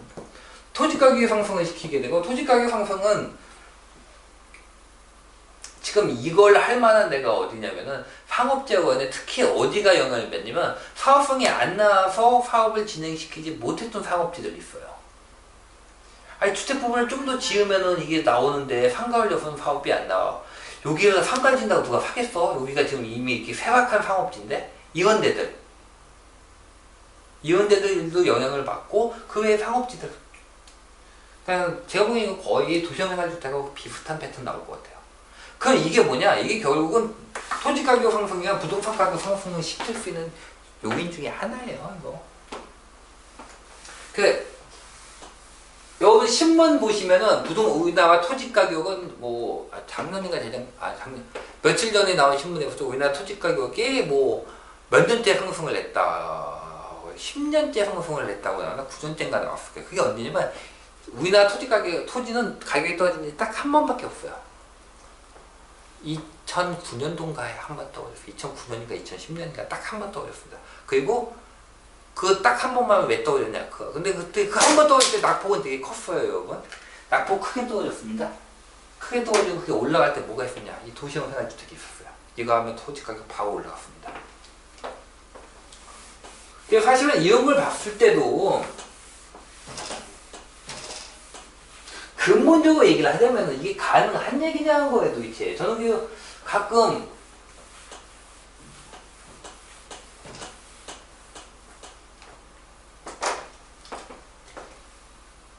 구도심 재생 사업을 하겠다. 구도심 재생. 예산을 투입을 하겠다. 근데 어떻게? 집값이 올라가면 어떻게 하겠다? 중지하겠다. 이거 무슨 소리예요, 도대체? 어느 한 지역에 예산을 투입을 해서 사업을 막 벌려요. 예산 투입하고 길도 닦고 막 해요. 근데도 집값은 올라가지 말아야 돼요. 이게 가능한 얘기인가요, 도대체 지금? 이거 가능한 얘기가 아니잖아요. 아니, 하다못해 집에서 집 할 때 도배장터만 해도 집값이 올라가는데, 전월세 가격은 올라가죠? 예. 집에 인테리어를 했는데 집에 인테리어에 2천만 원 투입을 시켰어. 근데 집값은 하나도 오르지 말아야 돼. 그거 왜 해요? 안 하잖아요, 여러분. 여러분들이 할 때는 왜 해요? 집값이 올라간다는 기준하에 가는 거잖아요. 사실 지금 구도심 재생을 할 때 자금을 투입을 하는데 주택가격이 올라가면은 사업을 중단시키겠다는 얘기를 갖다 이번 문재인 정부에서 처음부터 계속 나오는데 이거 말이 되지 않는 소리예요. 이건 결국 어떻게 하겠다는 얘기예요? 예산을 투입하지만 집값을 안 올라가겠다. 즉 어떻게 하겠다? 그 예산을 다 쓸데없는 데 쓰겠다는 얘기예요, 이거는. 아니, 아무 쓸데없는 데 쓰지 않는 이상 그 동네에 예산을 투입을 했는데 그 동네, 그 집들, 도로, 도서관, 주차장 다 어쨌든 그 동네에다 투입을 하는데 그 동네 집값이 하나도 오르지 않고 집값이 오른다는 얘기는 뭐예요? 집값이 오른다는 게 꼭 투기가 아니에요. 실거주성이 좋아진다는 얘기예요. 예산은 투입해서 생활 편의시설 하지만 실거주성은 좋아지지 않도록 하겠다. 이게 무슨 개소리예요? 이게 되는 얘기예요, 이게? 이게 되지가 않는 얘기라고요, 도대체. 불가능한 얘기입니다. 가능한 얘기가 아니에요. 그냥 가능하지 않은 얘기를 갖다가 지금, 가능하지 않은 얘기를 갖다가 뭐가 될까? 뭐, 이원면에서 호소를 하는 거지, 그냥 가능한 얘기 자체가 아니에요, 기본적으로. 그래서 이번에 기사 읽기 세 번째에서 나온 게 그겁니다. 자, 첫 번째, 두 번째 이해하셨죠? 첫 번째 기사 읽기로 제가 제2외곽하고 이쪽 말씀드렸고, 두 번째 상업지 개발. 이것도 결국은 무엇이다? 상업지 개발도 결국은 토지 가격을 올려요. 토지 가격을 올린다는 건 무슨 뜻이다? 부동산 가격 상승의 가장 근본적인 요소 중에 하나예요. 토지 가격을 올리면서 부동산 가격을 올리지 않을 방법도 마땅히 없어요, 사실은. 세 번째. 지금 계시고 박원순 시장님이 하신 얘기가 뭐냐면, 이제 기존에 박원순 시장님이 하셨던 이 마을 사업들의 한계를 느끼고 철거와 보존을 섞어서 하시겠다 라는 얘기인데, 철거와 보존을 섞어서 하시겠다. 기존의 마을 사업이 뭐냐면, 제가 좀 전에 개발 사업 중 얘기했죠. 상업지 개발, 재개발 재건축, 그 다음에 주거환경. 이게 주거환경 개선 사업이에요. 주거환경 개선 사업, 환경 개선 사업인데, 원래는 어떻게 한다고? 보통은 다 철거예요. 철거하고 뭘 한다고요? 아파트를 져요. 근데 박원순 시장님 방법은 철거가 아니라, 철거형이 아니라 이게 뭐죠? 현지 계약형. 저도 이런 거 책 본 지 하도 현지 계약형이에요. 그러니까 현지 계약은 뭐냐면 기반 시설만 바꿔주는 거예요. 주택은 본인들이 바꾸게 하고 기반 시설만 고쳐주는 거야. 길 넓히고. 이거 제가 맨 처음에 했던 얘기죠. 굉장히 오래전에. 이 현지 계약은 우리나라에서 거의 성공 사례가 없다. 성공 사례가 없어요. 성공을 해본 적이 거의 없어요. 이거. 왜 성공을 해본 적이 없는지 아세요? 여러분들 정든 마을이 있는데 길 같은 거 내주고 집은 각자 고치면 되는데 뭐 듣기는 좋잖아요. 근데 왜 이건 성공 사례가 거의 없을까요? 그래서 현지 계약형을 썼을 경우에도 거의 대부분의 경우에는 다시 전면 철거형으로 넘어갑니다. 이거 다 저거 뭘 다시 져요? 아파트를 집니다. 거의 이 순서로 넘어가요. 이 이유는 그냥 이렇게 현실적으로 봤을 때는 무슨 이유가 있냐면요. 공공에서 도구 같은 거 내주죠. 도구 같은 거 내주고, 그 다음에 뭐 이렇게, 페인트 칠해줘요. 칠해주고, 뭐 도서관 지어주고, 좋아요. 좋다고요. 문제가 뭐냐면은, 결국 집은 뭐냐면 사람이 사는 곳이에요. 결국은 뭐가 좋아져야 되냐면, 집이 좋아져야 되는데, 이 집을 갖다가, 집이 좋아지지가 않는 거예요, 집이. 환경은 괜찮아지는데, 집 자체는 여전히 비가 샌다고요. 그래서 여기는 어떻게 하냐면, 주거환경을 하면은, 지원금이 나와요, 지원금이 나와요. 지원금을 해가지고, 또는 뭐 저비로 융자를 해준다든지 해가지고 집을 고치려고 하는데, 문제가 뭐냐면은, 여러분들 재건축하고 리모델링 할 때, 예전에는 리모델링 비용을 갖다가 재건축에 보다 굉장히 적게 잡았어요. 근데 지금은 어때요? 리모델링과 재건축 거의 차이 없다고 얘기를 하죠. 리모델링 공사비나 재건축 공사비나. 사실 공사하는 입장에서는 고치는 게 더 힘든 경우도 많아요. 차라리 새로 짓는 게 편할 때도 많아요. 왜냐면 이게 되게 제한적이거든요. 기존의 것들도 제한적이기 때문에 새로 짓는 게 이게 왜 쓸려갔죠? 원래 이게 여기가 아니었는데, 예, 하여간에 제한적이기 때문에 새로 짓는 게 더 편할 경우가 많다고요. 그래서 주거환경 사업을 할 정도면은 주거환경 사업할 때 우리가 보통 뭐라고 얘기해요? 이건 주거환경 하겠네 라고 얘기할 때 뭘 기준으로 삼아서 하죠? 소방차. 불났을 때 소방차가 들어올 수 있느냐 없느냐 기준으로 삼아가는데, 즉 차가 못 들어갈 정도 길이 좁은 곳이에요. 굉장히 낡았다는 것이죠.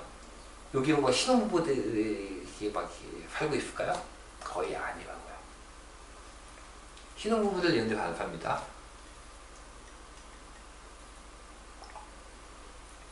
작년 기준, 작년, 재작년 기준으로 2017, 뭐죠? 주거, 뭐, 조사해보시면 신혼부부는 70%가 아파트에 갑니다. 자, 여기서, 그럼 주거 노인분들이 사시고 그런 경우가 많은데, 지원금이 나오면 갚아야 되잖아요, 이거. 아무리 저비하고 융자내서 하고 갚아야 되는데, 이분들 이걸 갚을 돈이 없다고요. 갚을 돈이 없어요. 그리고 또 결정적으로 두 번째가 뭐냐면 집을 고치는 비용이 상당히 많이 들어요. 이걸 갖다가 좋다고 얘기하시는 분, 이게 가능하다는 분은 집 안 고쳐보신 분이에요. 여러분 단독주택, 자 여러분이 단독주택에 있다고 생각을 해봅시다. 이걸 고쳐야 돼요. 뭐부터 고치겠어요? 여러분 단독주택 살고 계신 분은 아시게 되고 아파트만 할지는 잘 모르죠. 단독주택의 주거환경 사업 정도 할 정도면 40년에 50년 됐다는 얘기거든요. 4, 50년 된 단독주택 고치려면 뭐 고쳐야 되는지 아세요? 머리부터 발끝까지 다 고쳐야 돼요. 남아있는 게 없어요. 일단 지붕은 100% 비세입니다. 이거는. 그거 다 공사해야 돼요. 지붕부터 공사를 해야 돼요. 그 다음에 단독주택은 오픈 못하게 둬요. 단열 공사 다 다시 해줘야 돼요. 단열대 넣어가지고 벽 단열대 넣으면 다시 다 써야 돼요. 벽하고 이게 전부 다 집둘레 다 써야 돼요. 그 다음에 샤시 공사 다 들어가야 돼요. 그 정도 이거 할 정도면은 뭐 들어가야 되냐? 하는 김에 상하수도 공사 다 해야 돼요. 다 다시 해야 돼요. 그 다음에 전기 마찬가지예요. 이런 데들 전기 안쪽 들어가면요 전기 배선이라는 게 그렇게 오래가 잘못합니다. 구이선이 피복이잖아요. 플라스틱이잖아요. 플라스틱이 시간이 지나면 경화가 이렇게 깨져요. 그리고 여러분들이 저런데 이런 데 들어가 보면요 전선 같은 거 누들 위험한 경우가 되게 많아요. 다 고쳐야 돼요. 결국 지붕 고치죠. 상하수도 수도 고치죠. 전기선 고치죠. 배선 고치죠. 샤시 고치죠. 결국은 다 고치면 집 하나 짓는 건 거의 차이가 없어요. 거의 차이가 없어요. 저도 아시겠지만 저도 인테리어 일 했었잖아요. 이전에. 저희 같이 하시던 분이 이쪽을 하셨는데 공사비 어마어마합니다. 이분들이 이 돈을 어디 쓰다가 이걸 고쳐요. 그냥 차라리 이 집 더하기 그 공사비 더하면요 그냥 아파트 사요. 그냥 아파트를 그냥 들어가는 게 낫지. 특별히 단독주택을 좋아하지 않는 이상 자발적으로 단독주택을 좋아하는 게 근데 이거 할 정도면 그냥 낡은 곳이라고요. 여기 계시는 분들이 자발적으로 있을 리는 없고 돈 같은 거나 이런 게 그렇게 여유일 리가 없기 때문에 거의 실패해요 이건. 그래서 이런 정비 사업은 대부분 실패합니다. 그리고 어떻게 되느냐? 현지 계약을 하다가 결국은 포기하고 담벼락 페인트 칠하다가 결국은 포기하고 어떻게 한다? 결국은 철거하고 넘어가요. 제가 예전에 말씀드렸잖아요. 7, 8년 전인가 할 때 마을 사업 스타트 하다가 이 마을 사업은 현지 계약과 똑같다. 결국에 현지 계약은 성공한 경우는 거의 없다. 그냥 단독주택 고치는데 여기는 40년, 50년 된 단독주택 업자 불러가지고 이게 쭉 고치는데 얼마 드는지 한번 견적 한 번만 내보세요. 그러면 왜 이게 실패한지 바로 아시게 될 거예요. 야, 이 돈 내고 이걸 어떻게 고쳐? 이 말 바로 나오실걸요? 안 돼요. 그럼 재개발은 왜 돼요? 이 비용 안 나오나요? 이걸 다 푸시고 아파트 질 분이 비용 똑같이 나오잖아요. 근데 왜 돼요?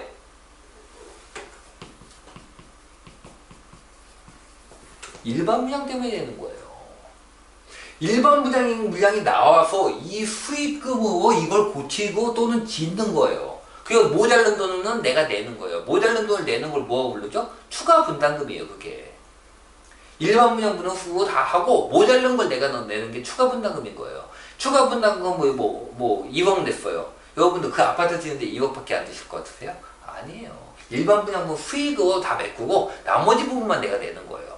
즉 일반 분양이 있기 때문에 정비 사업이 가능한 건데 현재 계약형은 일반 분양분이 나오질 않아요. 일반 분양분이 나오질 않으면 이 계약할 때 이걸 본인이 계약을 내는데 이걸 자기 돈을 다 내야 된다고요. 이걸 낼 수 있는 사람이 없어요. 거의 없다고요. 그렇기 때문에 거의 실패합니다. 그래서 이걸 갖다가 이번 이유 때문인지는 모르겠지만 박원순 시장님께서 이제는 이걸 갖다가 어떻게 하겠다?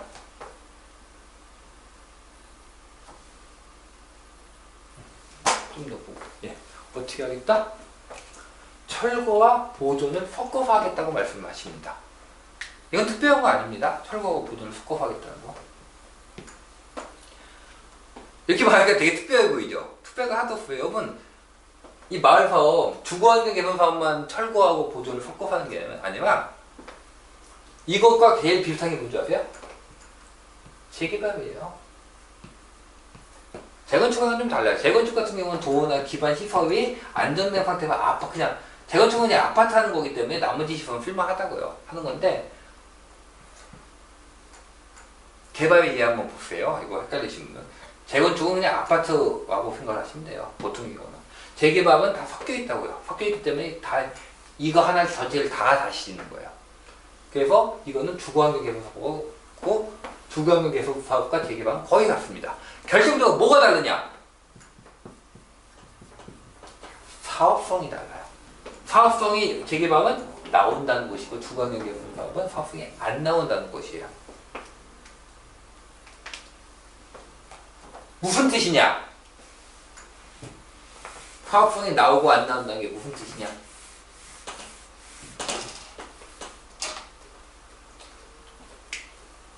A와 B와는 같은 동네예요. 같은 동네에 길 하나 차이로 A와 B라는 곳이 있습니다. A는 재개발이 됩니다. B는 주거 환경이 됩니다. A와 B에서 그럼 이 두 분은 어떤 차이가 있을까요? 거의 같은 입지의 A와 B예요. 근데 한 곳은 재개발되고 한 곳은 주거 환경이 돼요. 두 개의 차이는 무엇이었을까요? 이때는 거의 100% 여기가 무엇이다? 과밀되어 있어요. 과밀. 그래서 조합원의 숫자가 많은 경우예요. 붙어있으면 거의 일반 분양가랑 비슷하잖아요. 용적률도 마찬가지로 비슷하다고 보면 거의 조합원 숫자가 많은 거예요. 과밀되어 있는 경우예요. 과밀되어 있으면 어떻게 돼요? 사업성이 안 나옵니다. 총 조합원이 뭐 2,000명인데 용적률을 해가지고 짓는 걸 해보니까 지을 수 있는 게 뭐 2,100세대다. 일반 분양이 100밖에 안 나오죠. 이건 뭐 어떡해요? 현대계약하고 똑같잖아요. 일반 분양분이 안 나온다고요. 그럼 사업성이 안 나와요. 일반 분양분이 비율이 적으면 사업성이 안 나옵니다. 그런데도 사업성이 나온다. 이거는 이 동네가 정말 좋은 동네예요. 거의 일반 분양분이 없는 재건축. 1대1 재건축. 이것도 일반 분양분이 있죠. 예. 뭐 이런 식이 가능한 동네에서 가능한 거지. 근데 이런 동네는 이게 흔하지 않으니까 사업성이 안 나오는 거예요. 사업성이 안 나오는 데서는 주거환경 개선 사업을 이런 식으로 진행을 하고 재개발 이런 식으로 사업성이 나오는 곳은 재개발이 합니다. 그럼 이 두 곳 보자고요. A와 B라는 곳이 있습니다. 여기는 재개발이에요. 여기는 주거환경이에요. 그래서 여기서 일부는 자, 무슨 말씀인지 이해하셨죠? 지금까지? 제가 좀 설명하려니까 지도를 깔끔하게 그려볼게요. 큰 길이 있어요. A라는 구역이 있습니다.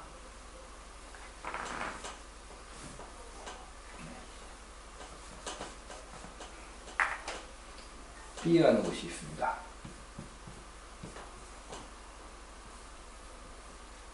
길. A는 뭐예요? 재개발. B는 주거환경. 그래서 철거와 보존을 섞어서 하신대요. 자, 주거환경에서 이거 세운 건 아무것도 없습니다. 재개발은 여러분 재개발은 전체 다 하나요? 다 하네요. 보통 협의구역에 쭉 빠져요. 어떻게 빠지죠?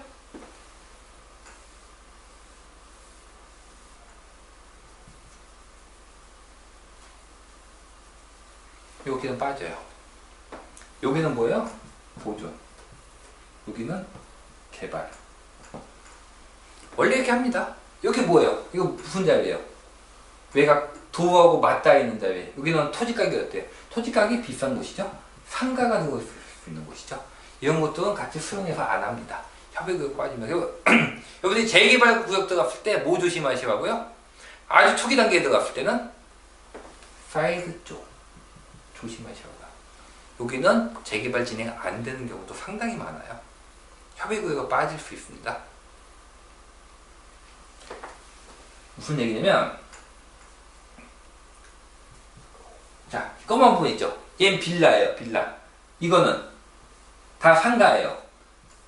상가, 빌라. 이럴 때는 이쪽 라인들이 다 반대를 합니다. 반대를 하기 때문에 여기 부분들이 찬성을 해도 이걸 갖다가 구역으로 흡수를 안 시키는 경우가 많아요. 구역 흡수하면 어떻게 될까요? 구역 모양이 이렇게 되겠죠? 이렇게 웃기잖아요. 이거 뭐 했어요? 이거 뭐 했을 거예요? 이 땅을 갖다가. 그러니까 이럴 때는 이걸 흡수를 안 해요. 게다가 뒤에는 골목길들이 있겠죠? 골목길에 있는 이 구역 굳이 흡수 안 한다고. 요런 데는 같이 협의구역, 또 봐볼 때 라인을 빼요. 그러니까 같은 얘기예요. 주거환경 개선 사업을 할 때도 철거하고 보존을 같이 한다고 하는데, 아마 가장 확률이 높은 건 보존은 어디를 보존을 하냐면요. 이럴 때 철거 보존. 원래 철거 보존 섞어서 해요. 이거는요.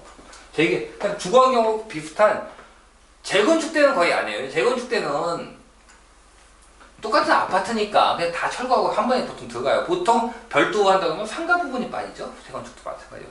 이것도 마찬가지고. 어디가 빠질까요? 거의 상가 부분 빠질 거예요.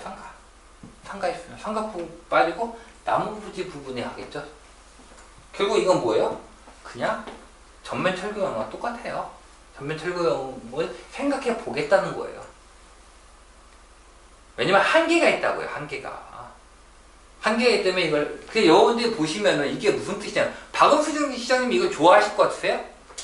박은수 시장님 오늘 기사에 나온 것도 이렇게 얘기하니까 박은수 시장님 되게 싫어하는 것처럼 들리는데, 그렇지 않습니다. 그렇지 않은데,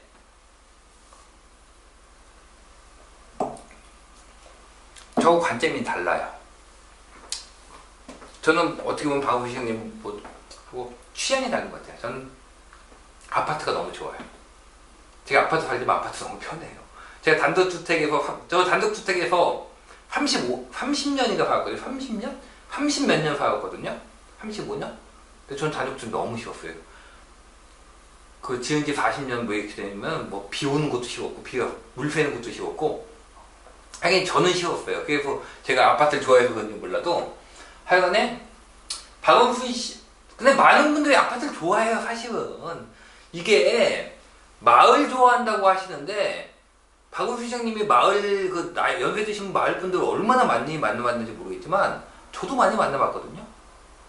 제가 가끔 얘기해요. 제가 이 동네에서 여기 지금 있는 곳에서 사는 것만 45년을 살았습니다.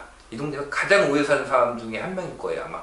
저보다 오래 살았던 분을 찾아볼 수가 없으니까. 그래서 제가 구도심 쪽을 하기 때문에 할머니, 할아버지를 계속 봐요. 그분들 중에는 단독주택이 너무 좋다. 비세는 단독주택에 난 정겨워서 너무 좋아요 하는 분을 저는 아직까지는 만나본 적이 없어요. 박원순 시장님은 많이 만나보셨으니까 그런 분들 만나봤는지 모르겠는데, 저도 못지않게 많이 만나봤는데 그런 분들 만나본 적 없어요. 그분들 다 아파트 이사하시고는 아파트 너무 좋다. 난 단독주택에 앞으로는 절대 못 산다고 하시지.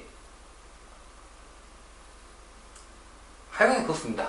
뭐 그런 부분에서 저하고 생각이 틀려서 그렇지, 제가 딴 이유 때문에 뭐 하는 건 아니에요. 뭐 하는 건 아닌데, 부동산이나 요 개발 이쪽에 대해서는 저는 아파트 쪽 본 거, 이게 양호한 주거 환경이라고, 주거 환경의 개선이라고, 국민들에게 좀 더 편한 양호한 주거 환경을 제공하는 거하고 저는 생각을 해요. 박 시장님은 반대로 생각을 하시는 거죠.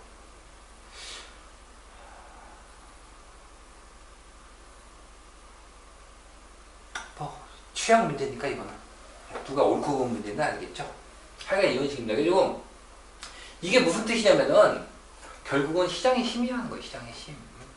시장의 힘이에요. 여러분, 물론 저도 단독주택에 30몇 년 살다 지쳤지만은 단독주택 보면 여기도 좋겠다 하는 곳들 많이 있어요. 없는 건 아니에요. 없는 건 아닌데, 모두 다 그렇게 하고 살던 건 정말 힘듭니다. 단독주택을 혼자 유지하면서 그런 식으로 양호한 주거 환경을 만드는 건 되게 힘들어요. 게다가 앞에도 말씀드렸지만 우리나라는 점점 심각해져요. 특히 수도권은 건물의 노후화 지수가, 지방은 이미 몇 년 전부터 심각해졌어요. 지방과 수도권이 한 5년 정도 차이가 나요. 그래서 대구, 부산 같은 경우에는 정말 노후화가 심해요. 되게 심합니다. 지방 같은 경우도 굉장히 심한데 수도권은 아직 그 정도는 아니에요. 그동안 재개발 건축을 해왔기 때문에. 근데 이제 곧 다시 그 상태가 들어갑니다. 그리고 진안장에 생각을 해보세요. 여러분. 진안장 2008년도가 뭐겠죠? 우리가 2008년도 진안장의 마지막 부분에서 했던 게 뭐죠? 부동산 시장이 막 핫했던 게 재개발이잖아요. 그 다음에 서울 쪽에는 쭈타운, 노도강. 지금 몇 년도죠? 2018년도예요. 그때부터 몇 년이 지났다는 얘기죠? 10년이 지났어요. 10년. 즉 그때 건물의 나이가 30년이었다면 지금은 40년이 된 거고요. 그때 35년이었다면 지금은 45년이 된 거예요. 자, 이번 장 지금 아니고 이번 끝나고 사이클 스타트 할 수 있는 3년 뒤로 가봅시다. 제가 본격적으로 스타트 하고 뭐 한다면은 2020년, 2021년. 만약에 그때 안 된다고 봅시다. 그럼 건물 나이가 어떻게 돼요? 거의 40에서 50이에요. 여러분 40에서 50년 된 빌라나 단독은요 정말 못 살아요. 살기 힘들어요. 제가 그 아파트 좋아하는 건 제 취향이고 100번 양보를 하더라도 40년 빌라는 정말 힘들어요. 그거는 여러분들 한번 들어가 살아보시면은 알 텐데 정말 힘듭니다. 그거는 결국은 해야 돼요. 결국은 저는 시장이 심이라고 생각을 해요. 이 시장의 힘을 갖다가 개인의 취향이나 이거에 의해서 누르고 강요를 한다 하더라도 결국 이거는 바뀔 수밖에 없다고 생각을 해요. 그래서 저는 정부가 재개발 재건축을 얘기를 하지만 재개발 재건축을 억누르고 있지만 이게 언제까지 억누를 수 있다고 생각은 안 합니다. 왜냐면 건물의 나이는 계속 나이를 먹고 있어요. 이번 장이 끝나고 다음 장이 온다고 한다면 보통 상승기까지 하락 스타트하고 상승까지는 보통 5년에서 6년, 5년 정도 걸립니다. 아직 상승장 좀 남아있다고 했죠. 상승장 앞으로 3, 4년 남아있고 가면 10년 후에요. 지금 25년, 30년 차, 35년 차도 그때가 되면 45년 차가 됩니다. 저는 해야 된다고 보는 편이에요. 그리고 하는 방식은 현지 계약이 아니라고 보는 편이에요. 일반 분양이 없기 때문에 이건 힘들어요. 여러분 단독주택뿐만이 아니라 빌라도 마찬가지예요. 여러분 빌라 건물 멸종할지 몰라도요 배관이 못 버텨요. 배관 30년 40년 못 버팁니다. 못 버텨요. 버틸 방법 없어요. 그거 그때 수리해서 쓰는 것도 어지간한 수준이지 이 정도 되면요 리모델링을 하든 뭐라든 다 뜯어 고쳐야 돼요. 뜯어 고치면 돈이 들어가요. 근데 일반 부장분이 나오지 않는 상태면 그 공사비를 감당할 방법이 없어요. 그럼 그거 딱 어떻게 해요? 다 공실이에요. 그냥 공실이고 노후와 플러머가 되는 방법밖에 없다고요. 결국은 해야 돼요. 야, 이렇게 해가지고 제가 3가지 정도 말씀을 드렸습니다. 또 남은 게 뭐가 있었는데 말씀드리려고 했던 게 최근에 기사에서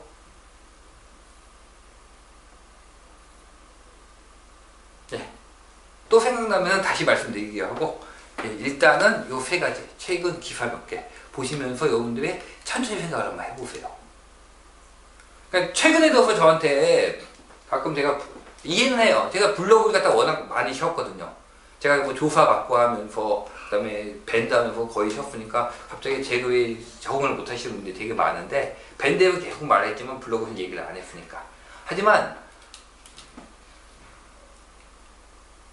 기본적으로 제가 말씀드리는 게 예전에 말씀드렸지만 기본적으로는 다른 부분이 없어요. 사실은. 근데 작은 부분에서는 달라지는 부분이 꽤 있습니다. 꽤 있어요. 그건 당연한 거예요. 작은 부분에서는 계속 취사 선택을 하는 거니까 있습니다. 잘 여러분들이 생각해 보시고 지금 예전하고 좀 달라진 게 지금 여러분들이 가장 많은 의미를 갖는 게 지금을 변동력으로 보느냐 추세력으로 보느냐 또는 재개발 재건축에 대한 자세 불과 반년 만에 확 다 바뀌셨어요. 잘 생각해 보세요. 여러분이 진짜로 그때는 왜 기회라고 생각하고 지금은 아니라고 생각을 했는지 또 더 예전에 왜 아니라고 생각을 했는지 여러분이 판단을 하신 건지 남들 얘기를 그냥 들었을 뿐인지 그냥 막연하게 이게 되겠어 하는 것인지 여러분이 잘 생각을 하시고 스스로 판단을 하셨으면 좋겠습니다. 여기까지 하겠습니다.